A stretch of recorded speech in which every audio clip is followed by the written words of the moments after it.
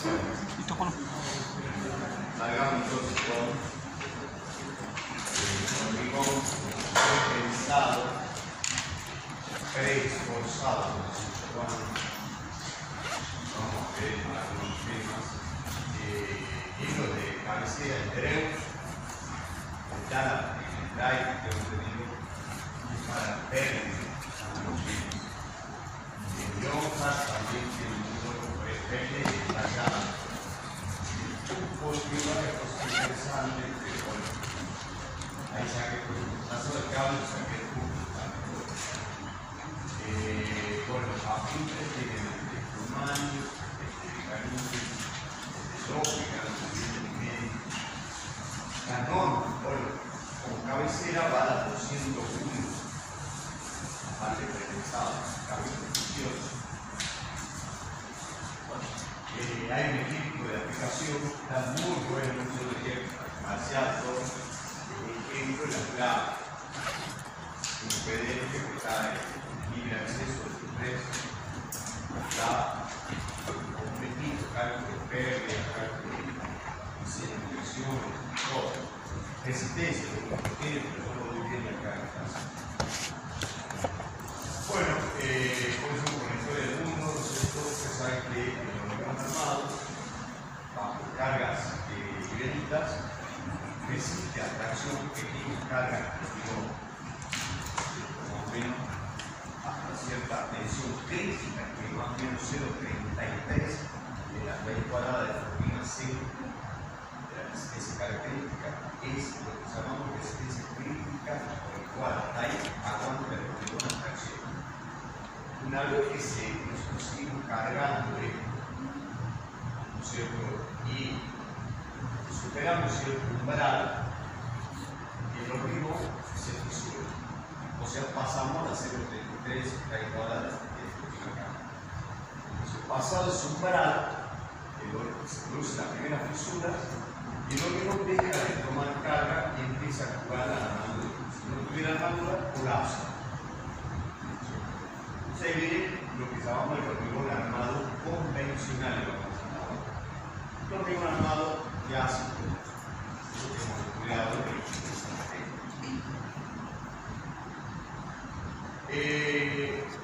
si seguimos aumentando las cargas, pues una mayor fisuración y el hormigón comienza a desarrollar un diagrama de hasta llegar a un estado límite, donde normalmente falla por compresión el hormigón. ¿Está bien?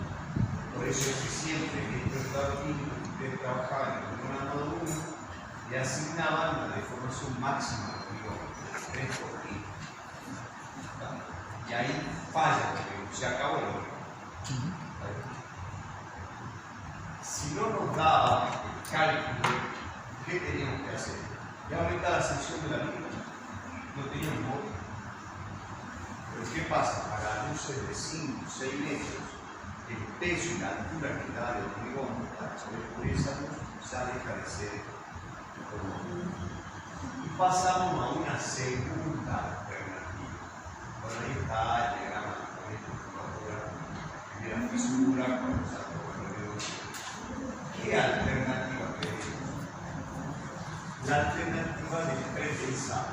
Es decir, ¿qué pasa si yo al hormigón, antes de cargarlo, le aplico una precompresión con una contraflecha, pero con una fuerza, con un tendón? Esa precompresión escalada, por ejemplo, que está sincronizada con la armadura, yo la puedo de alguna manera pesar a esa armadura y lograr comprimir el hormigón.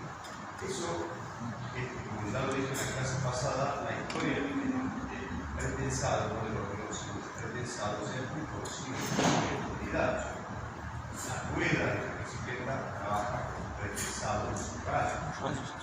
El neumático del vehículo es un pretensado de caucho por el aire comprimido que viene adentro. Es decir, en el caso nuestro, una viga de hormigón la precomprimimos, logramos que por parte la comprimimos. porque esa precompresión va a compensar la tracción que genera el estado de carga. De manera que al compensar esas dos tensiones, ¿no es cierto?, la idea es lograr que el hormigón no alcance la tracción, o por lo menos si tiene tracción, que no supere la tracción crítica. Eso va a ser nuestro objetivo, ¿no?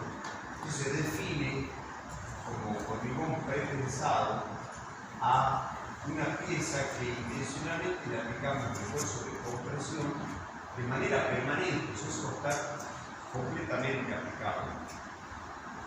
Previo a la puesta en servicio, con el objeto de mejorar su prestación.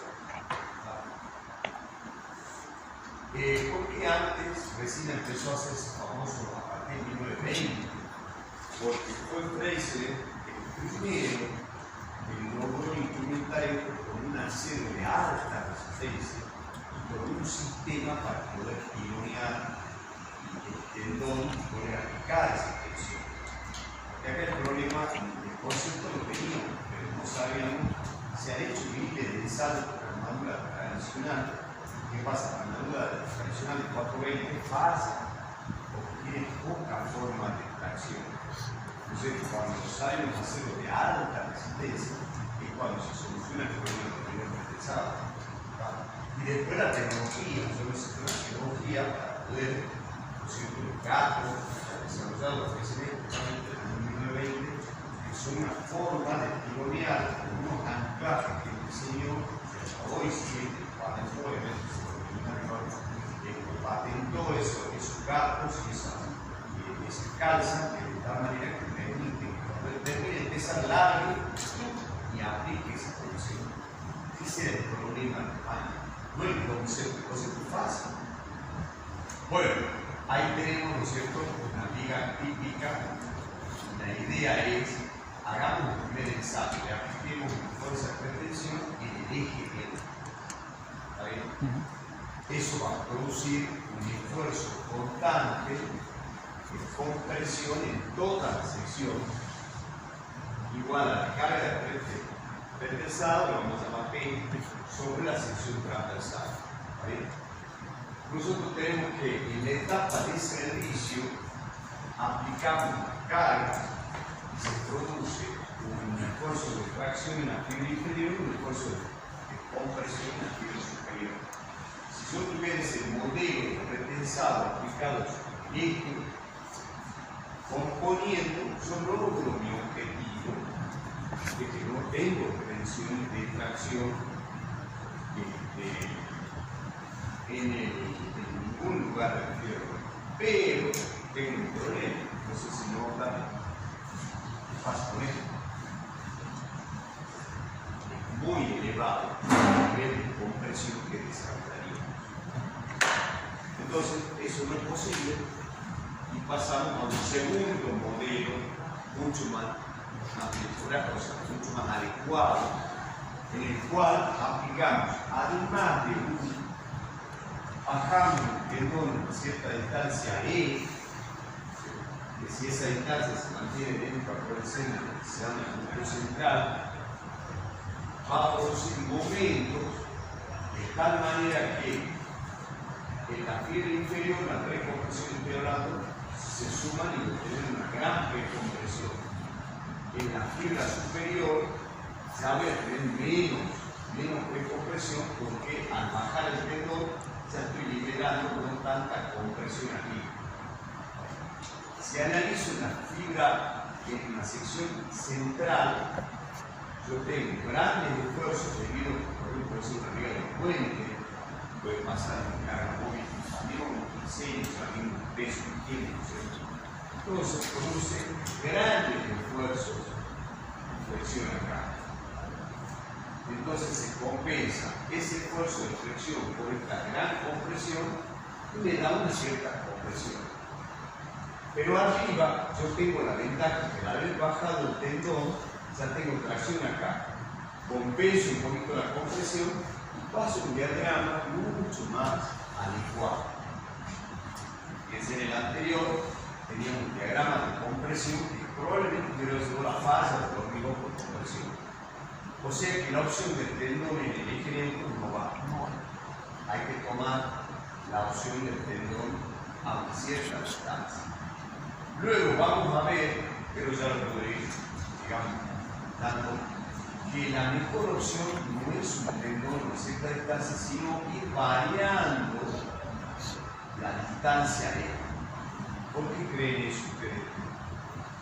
¿Será necesario de algunos campos acá? Pereira, capo pretensado. ¿Por qué tenemos que tirar el tendón que no sea recto, sino parabólico? Perfecto. Yo estoy planteando la situación de la línea central. ¿Qué pasa en los apoyos? ¿Cuántos vale el diagrama en el momento de la carga anterior? 0. O sea que tenemos solo el diagrama del momento impuesto, el diagrama de tensiones, perdón, impuesto por el pretensado. Si yo tuviera un diagrama, un tendón fijo, ¿qué pasaría? Es probable que este más con este menos pueda ocurrir, digamos, un tendón bastante bajo, no estaba dando el cálculo en el medio, lo bajé, yo me asusté y bajé el tendón lo más que pude. Y fíjate, si yo bajo más el tendón, esta tracción me da mayor. Y si esta tracción supera la compresión, ¿qué voy a tener arriba acá? Tracción en el hormigón. ¿Qué le hemos dicho para qué el hormigón pretensado? El objetivo del hormigón pretensado es que no aparezca tensiones de tracción. Entonces, concluyendo esta pequeña introducción, el hormigón pretensado es el instrumento más grande de la historia del hombre. No hay duda. Segundo, ¿tenemos la tecnología? Tenemos la tecnología, ya está, hay que comprarla.